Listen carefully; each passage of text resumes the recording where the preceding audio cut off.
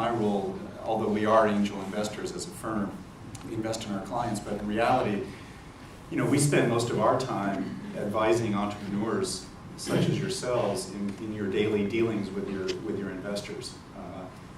As we're typically company counsel, sometimes we're investors counsel, but generally we're on the company side of the equation. And so we watch this relationship unfold, and so I would like to echo what these guys are saying, although it might be a little more credible coming from me, because I think some of you are probably listening to the investors say, well, gee, it sounds like every pitch I hear from a high-priced seller of services that you should focus on quality rather than cost. But it really is true.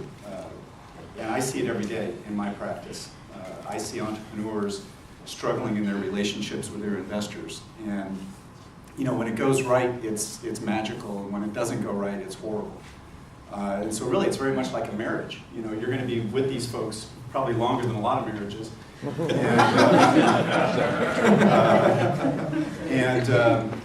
It's a day-to-day relationship. You're going to spend a ton of time with them, and money is expensive, no matter who you source it from.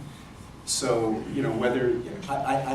what I see my clients doing all the time, and that I try to talk them out of, is they'll get 2 term sheets and they'll focus on the pre-money valuation, and that's the first, second, and third thing they look at in a term sheet. They don't do reference checks. They don't call former entrepreneurs who have worked with these investors.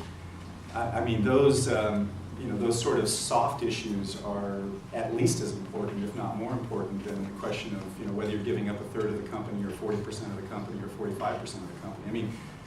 If you've got a bad relationship with your investors, it doesn't matter how much of the company you're giving up.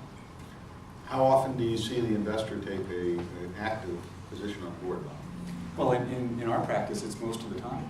And so you're going to be joined at the hip with this person, and you better try to figure out whether you're going to get along with this person.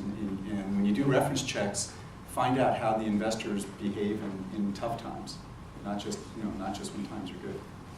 Keith?